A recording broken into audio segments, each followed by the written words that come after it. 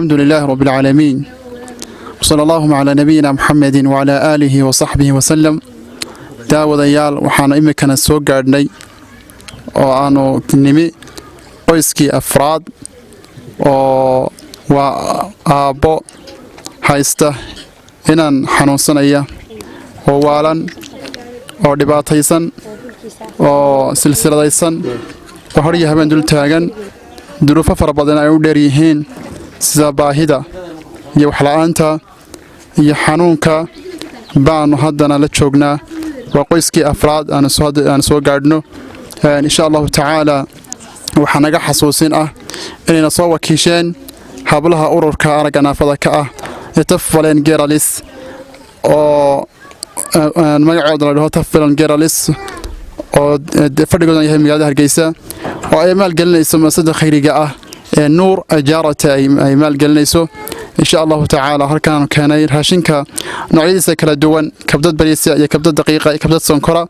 يا عقد سليدة دست شرابة دست عانا كرتون باستا يا تمرتا نوعية دقون أكسن إلى الهسادة هركان إن شاء الله تعالى كوجدون سندونا إن شاء الله تعالى وراشينك دركتان ويلكنا وويلكا حران خصل سلسلة أبيهنا وأبها دول تاجن إن شاء الله تعالى يستجن كوجدون سندونا وان كوجدون تي راشين كنا أي صدقة دستين ولا إيجان مسلمين تاعي إن إيجانا إلهي هكتشاي سيو ميزانك حسنات كان إلهي هوقدرو مركها وحنا هايستاين كاس وحنوسنا يمدو تضبط السنة تادي سنايت هاي فريتو بنشر حنوك هايانا وحن فيليا إنو يهي نيرفو marka mar qura waxba kula madaalin dan aawadeed oo daan waxba u waayay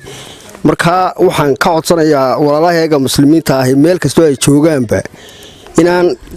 la soo caawiyo waxaan aad iyo aad ugu mahad celinayaa walaalaha muxsiniinta